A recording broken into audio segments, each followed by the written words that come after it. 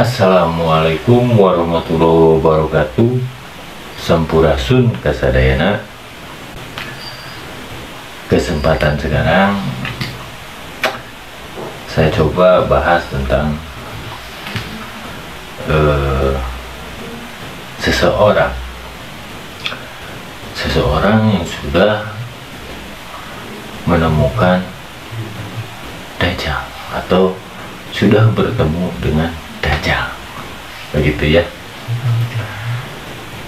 Sebab jika orang sudah bertemu dengan Dajjal, orang tersebut akan melihat atau memilih seperti yang ditunjukkan atau diberikan petunjuk atau yang disebutkan dalam hadis, bahwa ketika bertemu Dajjal dan Dajjal membawa tangan kanannya membawa air atau surga, tangan kirinya membawa api, kita harus memilih tangan kiri api tersebut. Nah, seperti apa gambaran di kehidupan nyata ini? Dajjal membawa api dan Dajjal membawa air atau surga. Tonton pembahasan ini sampai akhir dan jangan mudah kita ibaratnya mencemooh atau mengolok atau mengatai saya, karena mungkin orang yang belum sampai ke titik apa yang saya akan jelaskan nanti tidak akan mudah memahaminya. Tonton saja sampai selesai.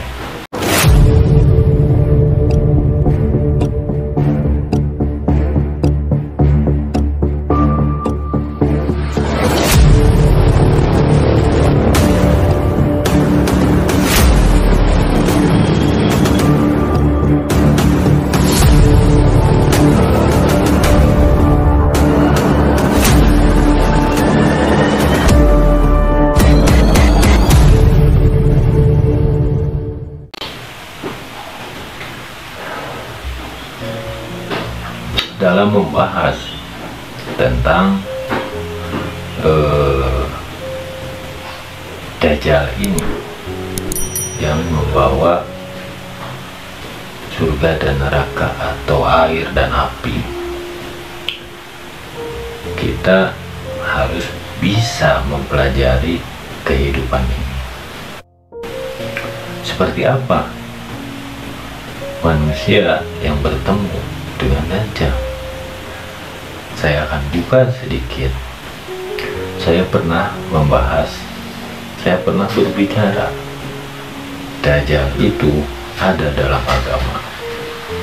Kemudian saya pernah membahas surga dan neraka kita yang ciptakan untuk diri kita. Saya pernah membahas juga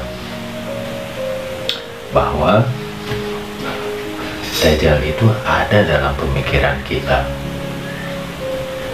Di sini saya akan coba uraikan penjelasannya, dan ada hadis yang mengatakan ketika kita bertemu Dajjal, pilihlah api, jangan memilih air atau surga yang dibawa Dajjal. Gitu. Nah, saya akan coba jelaskan tentang hadis tersebut, inti sarinya. Kenapa Kanjeng Nabi menganjurkan seperti itu? Sebab kebanyakan orang tidak mau memilih api karena panas. Pasti banyak yang memilih air atau surga. Itu apa artinya? Itulah kelemahan manusia. Kenapa bisa disebut kelemahan? Ya manusia yang tidak mau berpikir, tidak mau belajar, hanya sekedar menggunakan mata zahirnya untuk melihat. Ya seperti itulah mudah tertipu pandangan. Apa yang kita lihat, air yang dibawa Dajjal itu akan menyegarkan kita. Apa yang dibawa Dajjal itu sulit, pasti kita akan memilih kalau kita hanya menggunakan mata zahir kita. Atau kita menggunakan hayalan-hayalan kita, pikiran-pikiran kita. Kenapa Dajjal ada dalam pemikiran kita? Ini sebabnya. Seperti itu. Ketika hadis menerangkan tentang kiamat, tentang ini, tentang itu, pasti timbul hayalan dalam pemikiran kita, bayangan, gambaran. Apakah gambaran tersebut akan sesuai? Apakah gambaran yang kita bayangkan, yang digambarkan dalam hadis, dalam Quran, apakah akan terjadi sesuai dengan bayangan kita?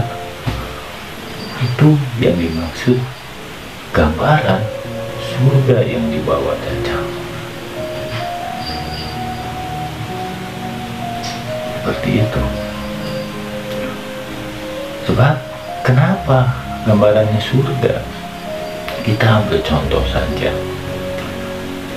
Contoh saja, kan saya sering membahas ketika kita beribadah Jumat berkah yang seperti itu. Kebanyakan orang banyak yang menggadaikan ibadahnya, amalnya untuk apa? Untuk surganya, untuk keselamatan dirinya ketika dirinya meninggal kelak. Untuk apa itu kalau kita mencari bekal untuk meninggal? Tidak usah hidup. Itu kita bayangkan ketika kita berbuat amal, berbuat baik, bahkan kita berkurban. Yang ada istilahnya kurban kita, kambing. Karena kambing kelak akan menjadi kendaraan kita.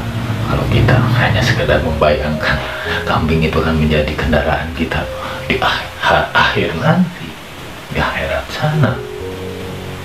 Nah itu yang saya bilang Dajjal. Dajjal yang membawa surga.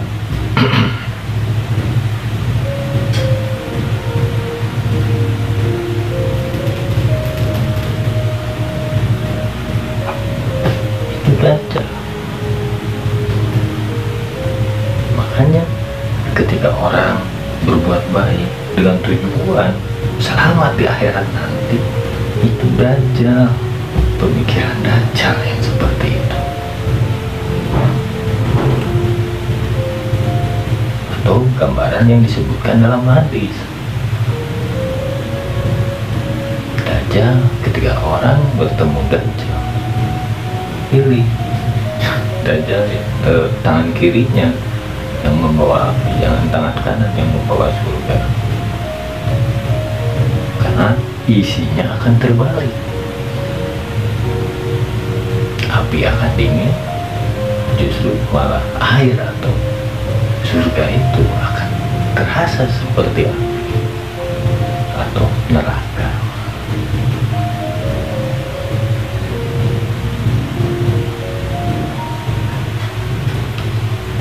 Seperti apa kalau misalkan Dajjal kita memilih api? Seperti apa api itu? Kenapa bisa terasa dingin? Bahkan terlihat api, tapi di dalamnya air atau surga.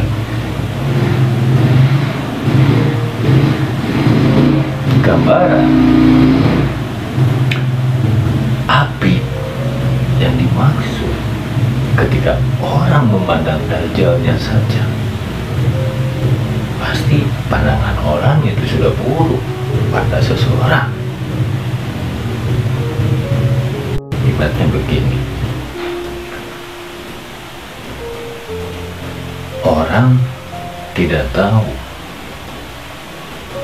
gitu kan, begini, saya membahas ini,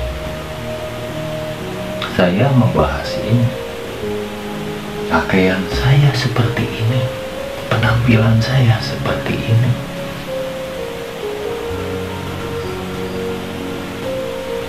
Mungkin banyak orang hina saya, tidak percaya sama saya.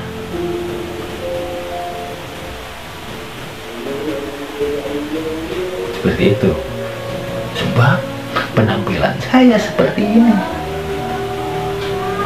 Saya bukan lulusan perguruan ini, perguruan itu. Saya bukan lulusan dari pesantren ini, pesantren itu. Bukan. Tapi orang akan percaya ketika orang yang menjelaskan tentang hadis ini, hadis itu memiliki gelar, nama gelar di belakang namanya.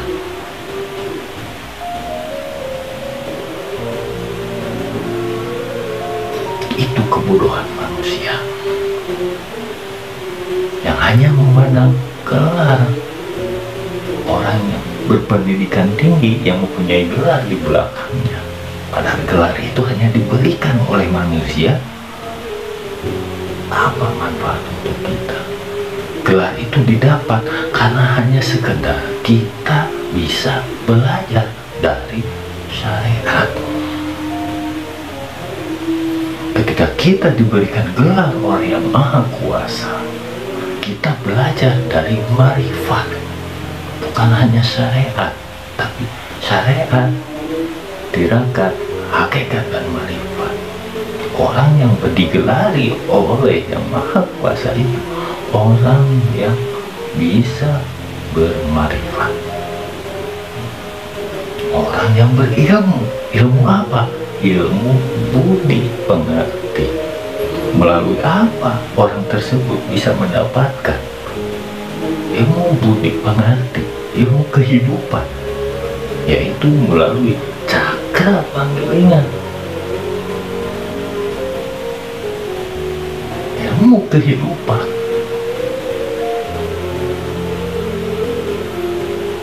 Melalui adat budaya di negeri kita. Untuk apa kita belajar sampai keluar sana? Apalagi mempelajari bahasa yang tidak semua orang bisa mempelajarinya. Allah atau Tuhan atau yang Esa itu satu, Tuhan itu banyak, tapi yang Esa hanya satu. Jika saya membahas tentang ketuhanan, tentang keesaan, mungkin belum saatnya saya bahas. Karena yang Esa dengan Tuhan itu berbeda.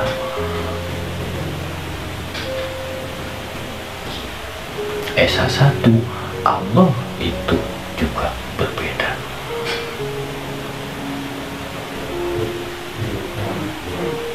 Saya belum bisa membahas ini karena belum saatnya saya bahas tentang kedalaman menggali Pancasila, sila yang pertama, tentang ketuhanan yang Maha Esa, yang sangat Maha, yang satu, yang benar-benar satu. Belum saatnya saya bahas ini karena mungkin dari saya lihat perkembangan yang menonton pembahasan-pembahasan saya, masih ada yang komentar omong kosong, komentar ini, komentar itu, intinya komentar yang negatif. Kenapa berkomentar seperti itu? Karena tidak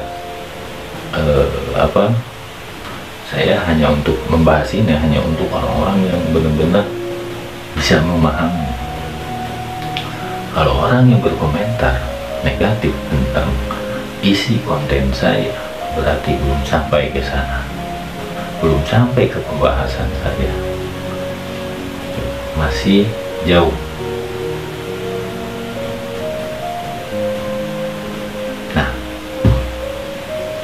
itulah orang-orang yang berkomentar negatif, orang-orang yang berkomentar jelek tentang apa pembahasan saya, itu sama seperti pandangan orang melihat Dajjal membawa api. Padahal bagi orang yang mengerti tentang pembahasan saya, orang itu melihat Dajjal membawa api. Padahal orang yang mengerti tentang apa yang saya bahas, seolah-olah orang itu masuk, orang yang mengerti itu masuk memilih api tersebut. Karena orang itu sudah mengerti, orang-orang yang sudah mengerti, orang yang bisa memahami arti pembahasan saya.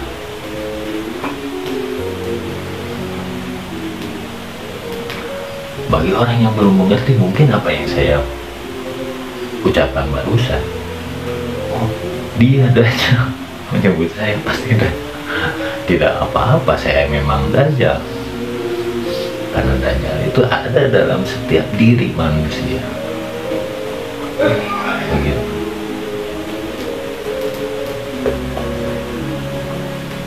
Dajjal itu Tuhan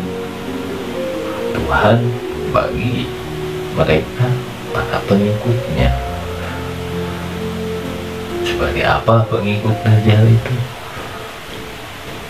Pengikut Dajjal itu orang-orang pendek, orang-orang kerdil, orang-orang yang tidak berpikiran luas, tidak mau terbuka alam pikirnya, tidak mau cerdas dan tidak mau pintar, tidak mau sadar.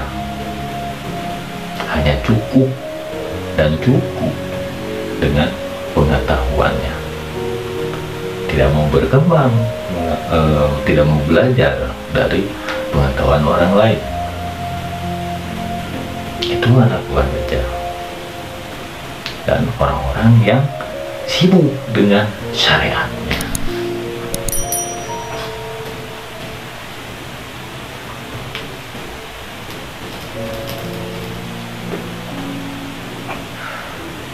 Kenapa ke depan? Dan kenapa Eyang Sabdo Balon sampai bilang setelah 500 tahun ajaran budi pengerti akan berdiri tegak? Begitu. Dan kenapa Eyang Sabdo Balon dahulu membiarkan ajaran Islam masuk ke bumi Nusantara ini? Untuk apa maksudnya? Untuk ke depan anak cucu bangsa Nusantara ini lebih cerdas dalam memilih siapa atau ajaran mana yang paling benar, yang paling bisa merangkumkan semuanya. Sebab budi pengerti itu akan menyatukan semua agama, sifatnya universal. Karena ajaran budi ini akan mengakui Yang Esa, bukan Tuhan A, Tuhan B, Tuhan C. Ajaran budi ini akan mengartikan Tuhan A, ajaran budi ini akan mengartikan Tuhan B, dan mengartikan Tuhan C. Seperti yang saya bilang tadi, saya belum saatnya untuk membahas tentang ketuhanan Yang Maha Esa, keesaan Tuhan atau Pancasila yang satu.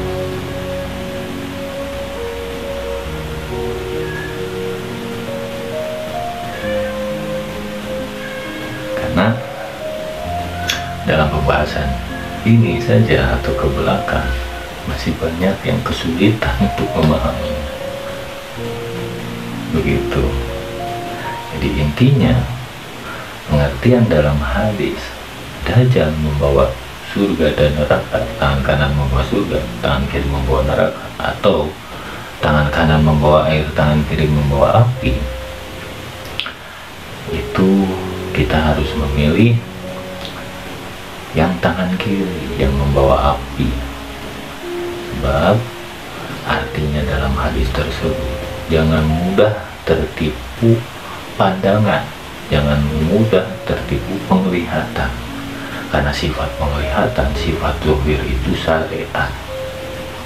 Syariat itu hanya untuk dipelajari. Syariat itu gambaran. Syariat itu hanya bentuk yang harus kita baca. Iqra. Melalui bentuk tersebut kita bisa membaca sesuatu kebenaran dalam kehidupan kita sehari-hari. Cakra panggilingan itu agar kita bisa belajar hidup yang sempurna. Seperti apa hidup yang sempurna? Hidup yang sempurna itu kita harus memiliki rasa rumasa. Apa rasa rumasa itu? Rumasa itu bahasa Sunda. Misalkan kita ini orang miskin, ya rumasa. Ya emang kita ini orang miskin. Manfaat orang miskin apa sih bagi orang kaya, gitu kan? Nah, orang miskin itu harusnya bangga mereka miskin. Kenapa? Karena kalau tidak ada mereka, tidak akan ada orang kaya. Jadi, apa artinya mereka orang kaya kalau tidak ada orang miskin? Apa artinya orang sehat kalau tidak ada orang sakit? Apa artinya orang pintar kalau tidak ada orang bodoh? Ya, apa artinya siang kalau tidak ada malam? Apa artinya perut kenyang kalau tidak ada orang kelaparan? Jadi apa? Artinya berkesinambungan. Hitam dan putih, yin dan yang. Itulah keseimbangan. Keseimbangan hidup. Jadi jangan iri ketika kita melihat orang lain sukses, karena di balik kesuksesan orang tersebut mereka belajar dari keterpurukan.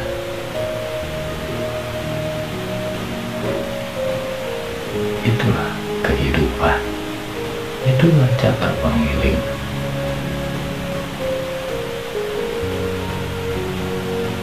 Orang pintar mereka belajar dari kebodohan.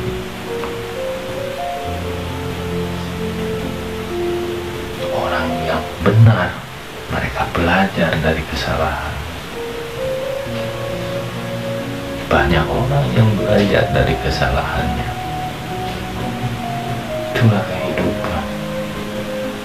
Tanpa sadar ketika orang belajar dalam kesalahan-kesalahan yang telah mereka perbuat, itulah mereka sedang mendalami ilmu budi melalui kehidupan, atau dalam istilah bahasa hiasan yang disebutkan dalam buku Bangsit Silwangi, bocah angon yang mengumpulkan daun dan ranting kering.